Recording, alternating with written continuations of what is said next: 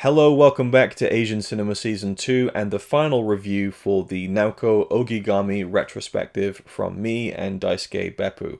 This is Ogigami's final film as if she's retired. No, the most recent film that she's made that came out in 2017 called Close Knit, which is now one of my favorite films of all time, I think. This video is mainly going to be Daisuke talking about his thoughts on the movie, but just to intro this, I've talked about it before, but I watched this in the first Asian cinema season and loved it, and I rewatched it again with Connie and just fell in love with it all over again and decided then and there that it's one of my favorite films now, and that spurred me to go and watch her other films, which is why this whole series has happened, why you've been watching it. And so, yeah, interesting things can happen when you decide to rewatch films as well. So even though I'm someone who very much is like, I must watch only films I've never seen before because there's so many discoveries out there, sometimes when you rewatch something, it gives you another burst of energy about a particular filmmaker or actor, and you go down another hole that you'd never really considered before, and it leads to something really, really cool and special, which I feel like this whole series and the process of watching all of her films has been, for me at least. So, Close Knit, I think, is a fantastic film, and you'll hear what Daisuke had to say about it and what he thinks about it in just a couple of seconds, I guess. So, over to Tokyo. Greetings from Tokyo. This is Daisuke, and I would like to provide you with some comments on the 2017 film by Naoko Ogigami, which is called Close Knit. In Japanese, the title is Karera ga honki de amu toki wa. This is an extremely powerful and emotional film. It is quite quite moving, and it is without a doubt my favorite Ogigami work, and one of the truly surprising films that I have seen in the last few years. And I know that Luke is very much a supporter of this film, and I know that a lot of other people who watch Luke's channel and who are into Asian cinema in particular are very much championing this film. And I think with good reason, because this is in many ways, it's life-affirming. In other ways, it's quite devastating. And this seems to me to be a thorough, truly impactful next step in the evolution of Ogigami's work. Now, let me explain. This film is centering on the relationship between a woman who was born as a man, but who underwent surgery, and she is a woman. Under law, at the moment of this film's narrative, she hasn't yet changed her details with the government. So she, in terms of her personal registration, she is registered as a male because she never had a chance to, or she never changed it. But in terms of herself, her soul and her body and her mind and her spirit, she is a woman, and this is Rinko-san. And this film is about her and about her relationship with her boyfriend, and also the relationship between her and her boyfriend's niece. Now, this is a very interesting family kind of drama, because we have this little girl who's the niece, whose real mother has abandoned her for some period of time. And so the little girl has no place to go, so she has to live somewhere. And so the mother's brother takes the little girl in, and the brother's girlfriend is this woman named Rinko-san. And so you have this very interesting dynamic with a little girl who is Tomo-chan, who has been abandoned by her mother. So there is, of course, a lot of emotional trauma, a lot of confusion that takes place. And because of her age, she's only 11 years old, there is much need for stability, or as much stability as can be provided, because it is a very emotionally traumatic period, and one that is potentially quite devastating and scarring. And then there is the film, which is this depiction of this kind of family unit that seems to form between them. And it is a fascinating, heartwarming, and quite profound depiction of this family. There are some bold steps that Naoko Ogigami takes, which I am so surprised by. I have seen all of her films up to this one, and this is her latest film, as of the time of this video, of course. And up to now, I think we have seen many characters that can be said to be slightly eccentric, or maybe fish out of water, or not necessarily entirely belonging to the environment or the world in which they inhabit. And at the same time, there is a sense of calm, and there is a sense of maybe devil-may-care, or just a carefree spirit with respect to these characters up to now. Kamome Diner, Megane, Rent-A-Cat are, I think, prime examples. But there hasn't been any real sense of deep narrative, direct conflict that has taken place in any of these films, for the most part. I think for the most part there hasn't been any direct conflict that has a real emotional core, and perhaps even a biting social commentary. Well, this does. This has a lot of scenes with social commentary that is very cutting, that is very deep, and that resonates with much power.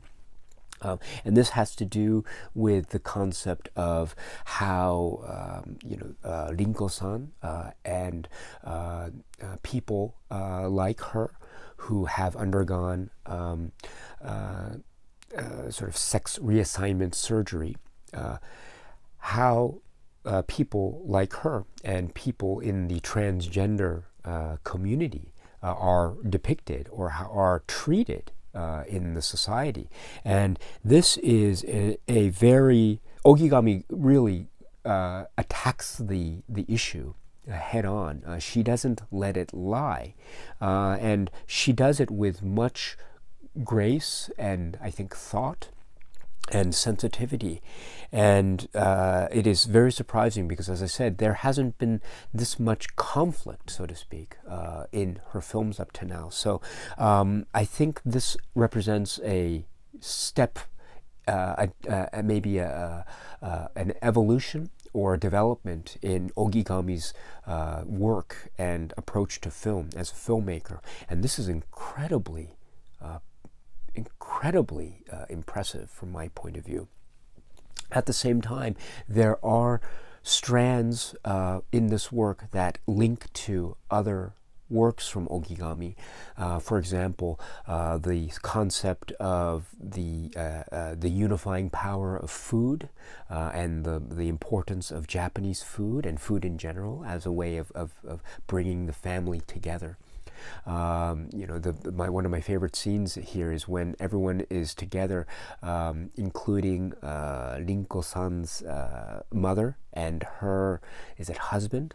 They are all together. So 1, 2, 3, 4, 5 people, and Rinko-san's mother is quite outspoken, and so there is a little bit of a banter between them, and it's at once very kind of shocking on the one hand, but also very potentially comedic on the other. And I love that scene, and the food looks just delicious. And also there are the idea of knitting. We've seen knitting before, if you remember the film Megane, or Glasses, but here knitting takes on a whole new importance and significance, which I've never really thought about before until I saw this film, and now that I think about it, it is a my mind was blown in terms of how deeply profound this act of knitting is. My goodness, I might think about taking up knitting. It seems like it's a very worthwhile endeavor. Really beautiful image, and such a lovely metaphor. And yes, and there are also aspects of Japanese culture that are dealt with in this particular film as well. This idea of the convenience store rice ball or onigiri that is sort of shaped in this triangular shape, and you have to wrap it in a certain way, and it is a nice comparison to the idea of Rinko-san and the way she cares and puts so much effort into preparing the food and preparing the bento box. It forms a nice visual comparison. This idea of you just buy basically it's $1, a U.S. $1 onigiri from the convenience store, and it's just wrapped in this peculiar plastic wrapping. And so it sort of suggests this idea of maybe Tomo-chan's real mother not necessarily caring for Tomo-chan in the way that Tomo-chan would like, because she doesn't cook for her or otherwise clean for her or take care of things the way that Rinko-san does while Tomo-chan is staying with her. So this is a wonderful visual metaphor that is premised upon these staple items that are found in everyday Japanese society. You can go into a convenience store. I can walk out of my house now and go to the convenience store and get these onigiri.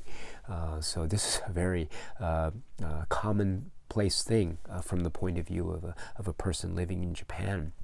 And so I love how Ogigami treats that image in terms of how it plays into how Tomo-chan views her family and the wants and needs of Tomo-chan as a little girl trying to do her best given this particular situation that she finds herself in. It's very an emotionally powerful use of Japanese kind of socially based imagery. Ogigami is a genius. And we also see Ogigami's mastery over narrative here, because she is interweaving a number of stories, some of which are maybe on the periphery, and others are maybe more in the fore. For example, we have the main story of this family that is being formed because Tomo-chan has come in to live with the two of them here, with Rinko-san in particular. But there are also other stories occurring. So for instance, the grandmother who is in a home, and so that's where Rinko-san works. And so there is a story that involves the grandmother. And there's also a story that involves Tomo-chan's mother, which is surprisingly developed in a way that is economical and yet very emotionally charged. And then there is another story which is seemingly on the periphery, but also has very strong thematic links involving a particular school friend of Tomo-chan and his situation with his particular feelings as he is growing, and also he is entering puberty, and also his relationship with his own mother, and also how his mother relates to this particular situation. It is an incredibly wide-ranging tapestry with a center and also things on the periphery that all come together in a way that is just a masterful, impactful work.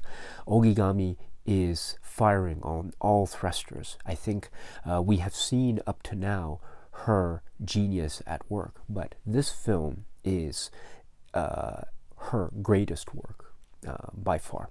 And this is talking about a filmography that's filled already with great masterpieces, but this is one that is powerful, and this is one that should be discussed more. It is a 2017 film, so it has just recently emerged. So perhaps as the years pass, more people will explore this and engage with this, and I hope so, because this is a true work of a filmmaking master. Naoko Ogigami's Close Knit. It's alright by me. Apart from the fact he throws cans of Carlin into a tree. Yeah, he's really cool. Yeah, he's really cool. But he's not quite as cool as you, 'cause